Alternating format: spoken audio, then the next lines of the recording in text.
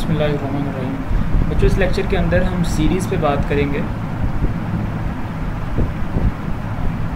Series क्या होती है और इसकी कन्वर्जेंस और डाइवर्जेंस को हम कैसे चेक करते हैं। इसके लिए जो टेस्ट हैं हमारे पास, बेसिक टेस्ट की हम बात करेंगे, जिनको हम यूज़ करके सीरीज़ की कन्वर्जेंस और डाइवर्जेंस को चेक कर सकते हैं।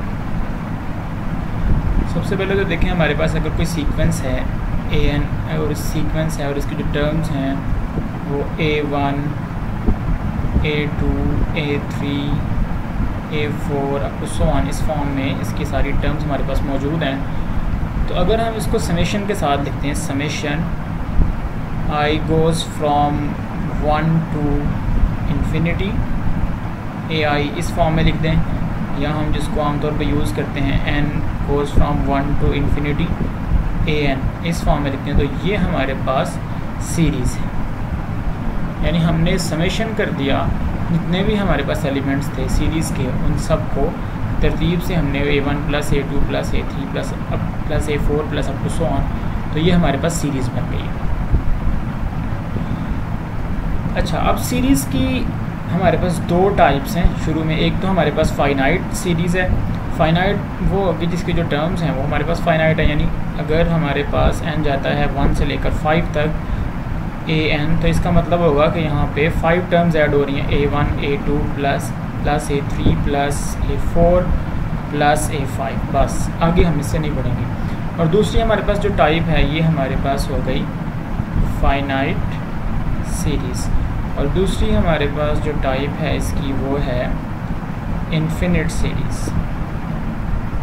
अब इन्फिनिट सीरीज़ क्या होगी, जिसके अंदर n जो है वो 1 से या 0 से शुरू होगा, या किसी भी नंबर से, किसी और बड़े नंबर से भी हम शुरू कर सकते हैं, या आपको जो क्वेश्चन गिवन होगा उसमें n is equal to 5 to infinity भी हो सकता है, 1 टू इन्फिनिटी an। अब ये हमारे पास जो सीरीज़ है इसमें जो टर्म्स हैं इसकी वो इन्फिनिट हैं, तो ये इन्फिनिट सीरीज़ कहलाएगी। हम आम तौर पे इंटरेस्टेड होते हैं, ज़्यादा हम इंटरेस्टेड हैं इन्फिनिट सीरीज़ के अंदर।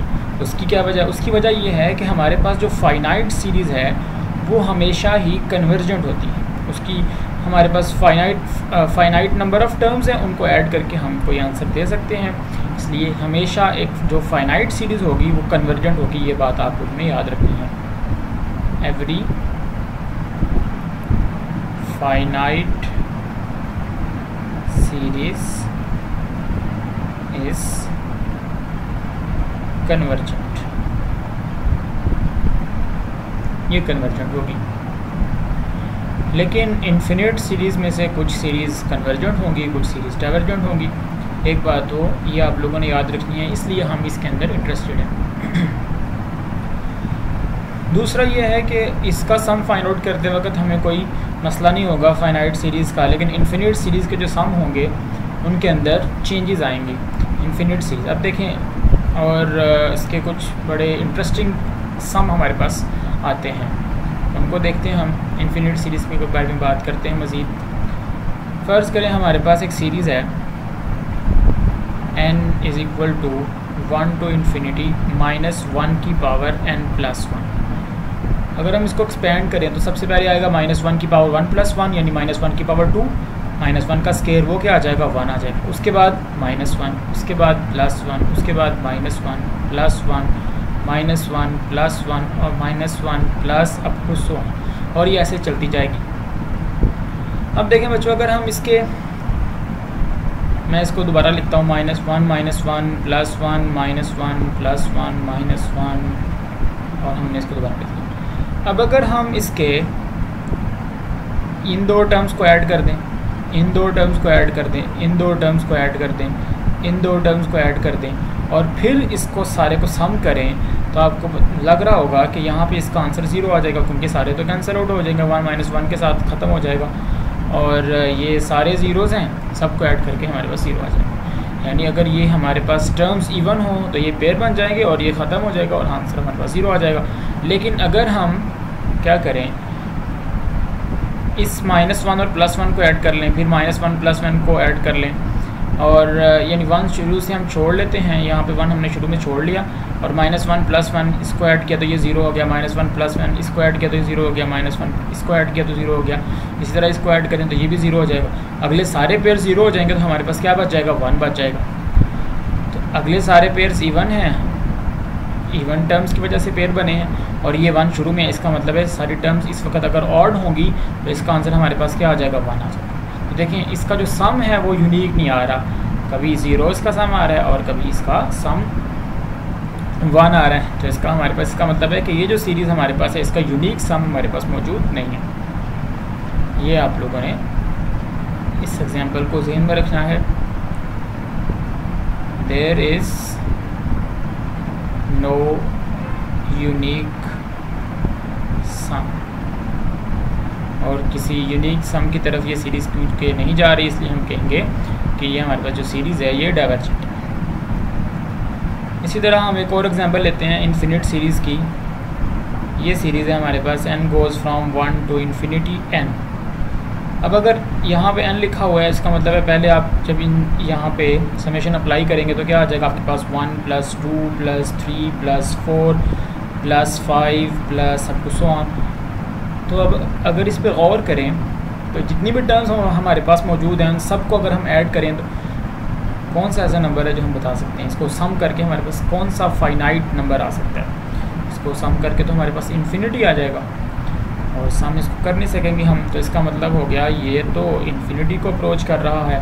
तो ये जो हमारे पास सीरीज़ है ये भी एक डाइवर्जेंट सीरीज़ है, डाइवर्जेंट। लेकिन एक और एग्जांपल देखते हैं हम, इसको देखें ज़रा। n goes from 0 to infinity और 1/2 की पावर n।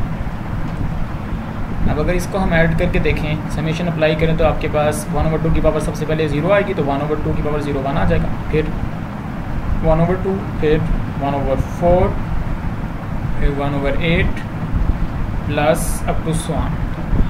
अब अगर इसको और से देखें तो ये हमारे पास एक ज्योमेट्रिक सीरीज़ है, और ज्योमेट्रिक सीरीज़ का सम हम फाइंड आउट कर सकते हैं। वो क्या होगा हमारे पास, अगर ज्योमेट्रिक सीरीज़ है तो यहाँ पे सबसे पहले तो हम r फाइंड आउट करते थे। r क्या है, कॉमन रेशो। 1/4 को 1/2 पे डिवाइड करें तो आपके पास 1/2 आ जाएगा। 1/8 को 1/4 पे डिवाइड करें फिर भी 1/2 आ जाएगा। तो कॉमन रेशो यहाँ पे 1/2 है, जो कि लेस देन 1 है। यानी mod of r less than 1 हो तो ज्योमेट्रिक सीरीज़ हमारे पास कन्वर्जेंट होती है, और यहाँ पे ऐसा ही है। r यहाँ पे 1/2 है जो कि 1 से लेस है, उसका मॉड लेंगे तो मॉड ऑफ 1/2 ही आएगा जो कि लेस देन 1 होगा। तो इसका सम हम फाइंड आउट कर सकते हैं। और ये बात आप लोग याद रखें कि हमारे पास अगर जो ज्योमेट्रिक सीरीज़ है जिसका mod of r less than 1 होगा, उसका जो सम होगा एस इन्फिनिटी, उस इन्फिनिट सीरीज़ का जो सम होगा वो हमारे पास इक्वल होगा a1/1 माइनस r के। a1 क्या है, फर्स्ट टर्म, और r क्या है, कॉमन रेशो। यहाँ पे फर्स्ट टर्म हमारे पास 1 है और कॉमन रेशो 1/2 है। इसका मतलब इसका सम हम फाइंड आउट कर सकते हैं a1/1 माइनस r लिख के। It is equal to a1 यहाँ पे 1 आ गया, ओवर 1 माइनस r की जगह 1/2 लिख देंगे। It is equal to, this means ये क्या बन जाएगा हमारे पास, ऊपर 1 आ गया और नीचे 1 में से 1/2 माइनस करेंगे तो 1/2, और इसको ऊपर ले जाएँ तो ये आपके पास 2 आ गया। तो देखें कितना इंटरेस्टिंग है कि ये हमारे पास एक इन्फिनिट सीरीज़ है, 1 + 1/2 + 1/4 + 1/8 plus up to so on, और इसने कभी ख़त्म ही नहीं होना। इसको हम मज़ीद जितना चाहें लिख सकते हैं, लेकिन ये सारी इन्फिनिट सीरीज़ का सम हमारे पास मौजूद है, ओवर 2 है। तो इसलिए इन चीज़ों की वजह से हम ज़्यादा इंटरेस्टेड हैं इन्फिनिट सीरीज़ के अंदर। अब इन्फिनिट सीरीज़ या किसी भी सीरीज़ के सम, किसी भी सीरीज़ की कन्वर्जेंस का क्या मतलब है, और हम चूँकि कन्वर्जेंस ऑफ सीक्वेंसेस की बात कर चुके हैं तो हम इसको थोड़ा सीक्वेंसेस से रिलेट करते हैं। फ़र्ज़ करें हमारे पास एक सीक्वेंस है ए। अब अगर हम इसके पार्शियल सम फाइंड आउट करें, इस सीक्वेंस के पार्शियल सम फाइंड आउट करें, फर्स्ट सम S1, यानी इसके जो टर्म्स होंगे हमारे पास जो वो किस तरह की होंगी, A1 A2 A3 A4 A5 up to so on, इस तरह की टर्म्स होंगी। इसमें जो पार्शियल सम होगा S1 वो किसके इक्वल होगा, फर्स्ट टर्म A1 के इक्वल होगा। S2 किसके इक्वल होगा, फर्स्ट 2 टर्म्स के सम के equal A1 plus A2। S3 किसके इक्वल होगा, फर्स्ट 3 टर्म्स के सम के equal A1 plus A2 plus A3 के इक्वल होगा। इसी तरह अप टू सो ऑन, अगर हम Sn की बात करें तो Sn किसके इक्वल होगा, A1 plus A2 plus A3 plus up to so on plus An, यानी फर्स्ट n टर्म्स का सम जो है वो उसे हम बोलेंगे Sn। अब ये सारे जो सम हैं S1, S2, S3, S4, अगर हम इसको सीक्वेंस की फॉर्म में लिखें S1, S2, S3, S4 up to so on Sn and up to आगे इसके बाद क्या आ जाएगा हमारे पास n+1 आ जाएगा एंड सो ऑन। तो ये हमारे पास एक सीक्वेंस बन गई है और ये क्या है, सीक्वेंस ऑफ पार्शियल सम्स। इसको मैं लिख देता हूँ, ये है क्या, ये सीक्वेंस ऑफ पार्शियल सम्स है। अच्छा, अब अगर हमने किसी सीरीज़ के बारे में बता रहा हूँ, ये सीक्वेंस है, इस सीक्वेंस से हम एक सीरीज़ बना लें n goes from 1 to infinity an। ये एक सीरीज़ है जो कि इस सीक्वेंस से बनी है। अगर हमने इस सीरीज़ की कन्वर्जेंस और डाइवर्जेंस के बारे में कुछ बताना होगा तो उसको बाय डेफिनेशन हम क्या बता सकते हैं कि अगर ये सीक्वेंस कन्वर्ज करी, यानी अगर sequence of partial sums converge कर जाए तो सीरीज़ भी कन्वर्ज करती है, और अगर sequence of partial sums diverge कर जाए तो जो सीरीज़ होगी वो भी डाइवर्ज करेगी।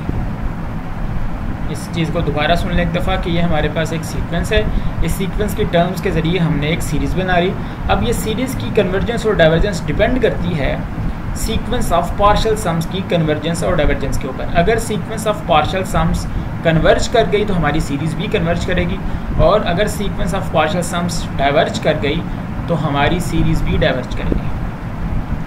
अब बहुत सारे केसेस के अंदर ये होता है कि हम हर जो हमारे पास सीरीज़ होती है उसके पार्शियल सम्स फाइंड आउट नहीं कर सकते, और डायरेक्ट हम ये जानना चाहते हैं कि क्या वो सीरीज़ कन्वर्ज करती है या डाइवर्ज करती है। तो ऐसी कंडीशंस के लिए फिर हमारे पास टेस्ट मौजूद हैं जिनको यूज़ करके हम बता सकते हैं, डायरेक्टली बता सकते हैं किसी भी सीरीज़ के बारे में कि ये सीरीज़ कन्वर्ज करती है या नहीं करती। तो चलिए हम उन टेस्ट के ऊपर बात करते हैं। वो जो हमारे पास टेस्ट ऐसे मौजूद हैं जो डायरेक्टली बता सकते हैं किसी भी सीरीज़ के बारे में कि ये सीरीज़ कन्वर्ज करती है या डाइवर्ज करती है।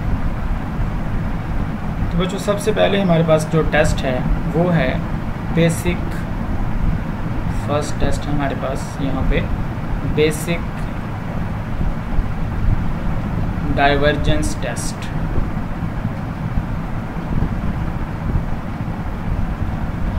बेसिक डाइवर्जेंस टेस्ट हमें ये कहता है फॉर अ सीरीज,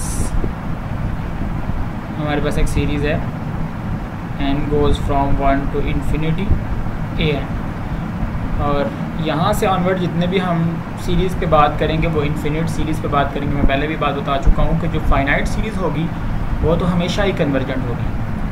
हमने जो कन्वर्जेंस और डाइवर्जेंस चेक करनी है वो करनी है इन्फिनिट सीरीज़ की। तो हमारे पास ये एक इन्फिनिट सीरीज़ है। बेसिक डाइवर्जेंस टेस्ट ये कहता है if limit n approaches to infinity an is not equal to 0 then series an is divergent। हम सिंपली इन लिमिट्स के बगैर भी सीरीज़ को लिख सकते हैं। n is equal to 1 to infinity अगर लिखा है तो हम इसको इस तरह से समेशन के सिंबल के साथ भी सीरीज़ को लिख सकते हैं। और सेट ऑफ आम तौर पे हम सेट ऑफ नेचुरल नंबर्स को, चूँकि जो ये सीरीज़ है बनती है सीक्वेंस से, और सीक्वेंस की डोमेन के तौर पे हम सेट ऑफ नेचुरल नंबर्स को यूज़ करते हैं, इसलिए अंडरस्टूड होगा कि n goes from 1 to infinity. और चूँकि ये इन्फिनिट सीक्वेंस है, इन्फिनिट सीरीज़ है, इन्फिनिट सीरीज़ के अंदर अगर एक दो टर्म को स्किप भी कर दिया जाए तो उससे उसके सम के ऊपर फ़र्क नहीं पड़ता। और आम तौर पे जनरली उसके सम के ऊपर फ़र्क नहीं पड़ता, ये आप लोगों ने याद रखना है। अच्छा, ये हमारा basic comparison test, basic divergence test है। हमारे पास कोई भी सीरीज़ है उसकी हमने an टर्म जो होगी उसको लिख लेना है। an यहाँ पे कुछ भी हो सकता है, उसको हमने लिख लेना। अगर उस पर लिमिट अप्लाई करें n अप्रोचेस टू इन्फिनिटी और वो 0 के इक्वल ना आए तो फिर ये टेस्ट अप्लाई हो सकता है। फिर हम कहेंगे कि हमारी जो सीरीज़ है वो डाइवर्जेंट है। अगर ज़ीरो के इक्वल आ गया तो फिर हम कुछ नहीं कह सकते। ये बात आप लोगों ने याद रखनी है। यानी इफ़ अगर हमने लिमिट अप्लाई की n approaches to infinity an के ऊपर और वो ज़ीरो के इक्वल आ गया, देन नो इन्फॉर्मेशन, फिर ये टेस्ट हमें कुछ नहीं बताता है। ये बात आप लोगों ने ज़रूर याद रखनी है। यहाँ पे हम इसकी कुछ एग्जांपल देख लेते हैं। फ़र्ज़ करें बच्चों हमारे पास एक सीरीज़ है 1 to इन्फिनिटी -1 की power n।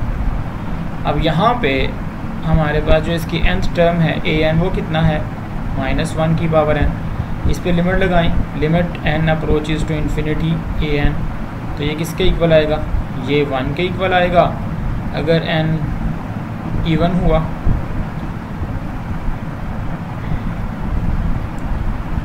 n is even, और ये -1 के इक्वल आ जाएगा अगर n ऑड हुआ।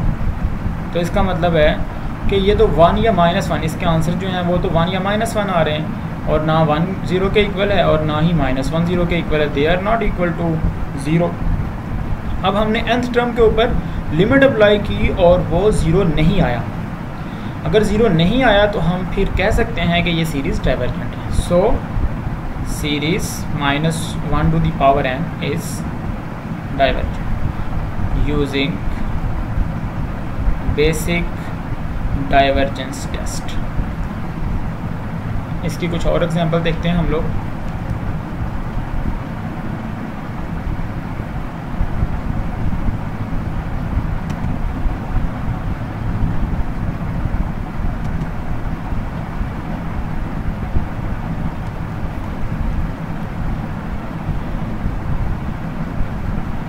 एक और एग्जांपल बच्चों हमारे पास इसकी एग्जांपल नंबर 2। ये सीरीज़ को देखें, n goes from 1 to infinity 2 की पावर n। अब यहाँ पे हमारे पास an किसके इक्वल है, 2n के इक्वल है। इस पे लिमिट अप्लाई करें, limit n approaches to infinity 2 की पावर n। तो जब इस पे लिमिट अप्लाई होगी तो 2 की पावर इन्फिनिटी बन जाएगी। अब 2 एक 1 से बड़ा नंबर है, इसकी लिमिट अगर इसकी पावर इन्फिनिटी आएगा तो इसका आंसर भी इन्फिनिटी हमारे पास आ जाएगा, और ये तो 0 नहीं है, it is not equal to 0। So फिर हम यहाँ पे क्या कहेंगे कि हमारे पास बाई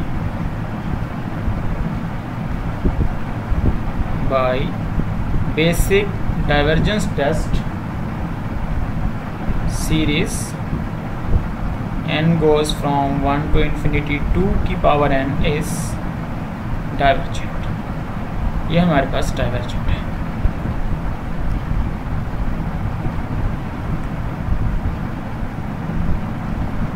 एक और एग्जांपल लेते हैं बच्चों। हमारे पास एक सीरीज़ है, बड़ी वेल नोन सीरीज़ है, 1 to infinity 1 + 1/n to the power n।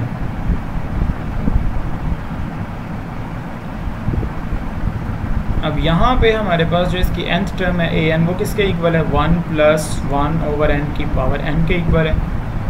इस पे लिमिट अप्लाई करें, limit n approaches to infinity an,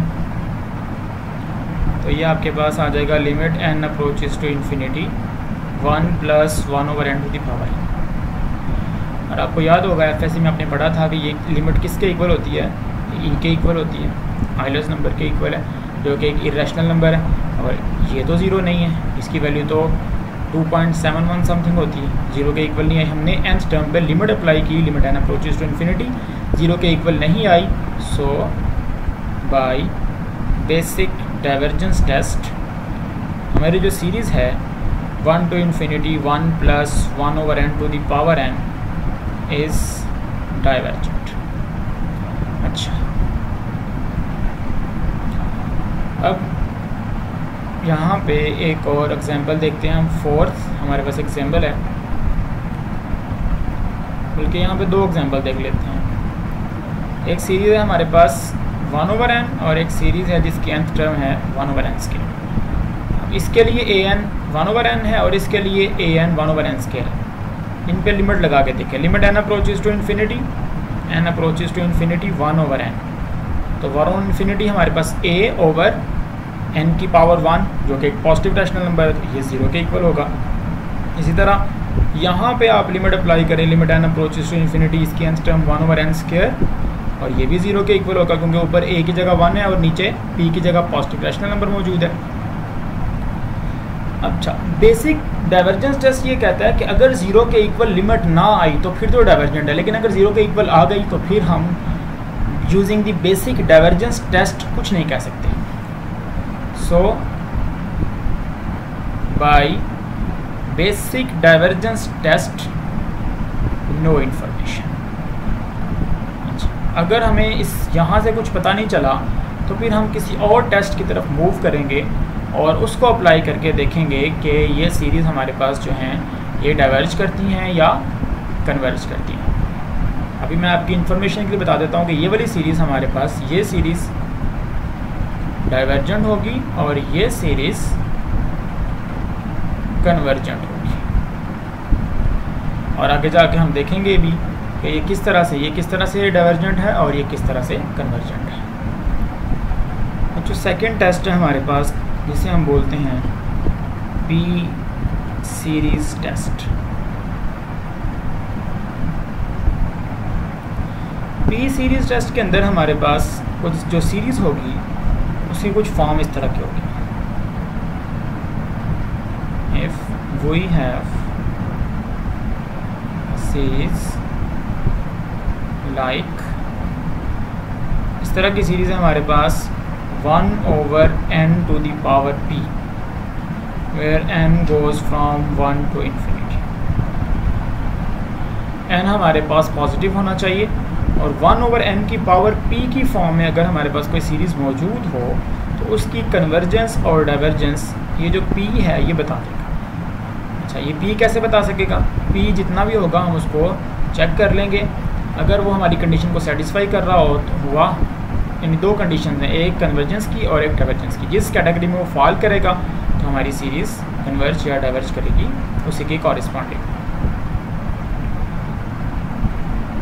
then series हमारे पास 1/n to the power p, n goes from 1 to infinity या n goes from 2 to infinity, 3 to infinity, कुछ भी आप यहाँ से लिख सकते हैं, लेकिन ये n पॉजिटिव होना चाहिए, पॉजिटिव। यहाँ 0 या किसी नेगेटिव नंबर से आपने स्टार्ट नहीं करना। बच्चों आप लोग याद रखें कि ये सीरीज़ कन्वर्जेंट होगी if p is greater than 1। अगर p, ये जो पावर है 1/n, जो n की पावर है, ये अगर ग्रेटर देन 1 हुई तो ये सीरीज़ कन्वर्जेंट होगी। और ये सीरीज़ डाइवर्जेंट होगी अगर p लेस और इक्वल टू 1, p 1 हुआ या लेस देन 1 हुआ तो ये सीरीज़ डाइवर्जेंट होगी। अब आप यहाँ पे बहुत सारी एग्जांपल्स खुद बना सकते हैं।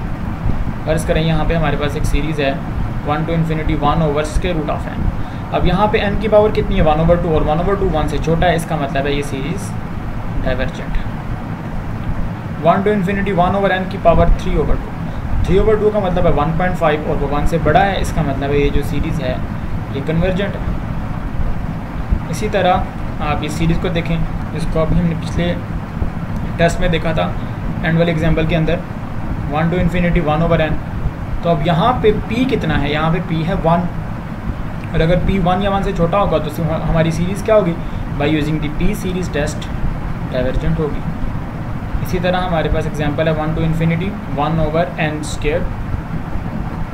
यहाँ पे p हमारे पास कितना है? 2, जो कि ग्रेटर देन 1 है, इसका मतलब है ये सीरीज़ कन्वर्जेंट। और बहुत सारी एग्जांपल यहाँ पे आप p जो पावर है इस n की उसको चेंज करके आप ख़ुद से सीरीज़ की एग्जांपल दे सकते हैं। यानी आपसे कहा जाए कि आप सीरीज़ की ऐसी 3-4 सीरीज़ की एग्जांपल दें जो कन्वर्जेंट हैं, तो आप यहाँ से बड़ी आसानी से एग्जांपल दे सकते हैं। p की पावर ग्रेटर देन 1 रखें तो वो सारी सीरीज़ हमारे पास क्या होंगी? कन्वर्जेंट होंगी। और इसी तरह हम डाइवर्जेंट सीरीज़ की भी एग्जांपल्स यहाँ से बहुत सारी क्रिएट कर सकते हैं। इससे जो अगले टेस्ट हैं उनके लिए हम नेक्स्ट लेक्चर में डिस्कशन करते हैं। इस लेक्चर को अच्छी तरह सुनें। अल्लाह हाफिज़।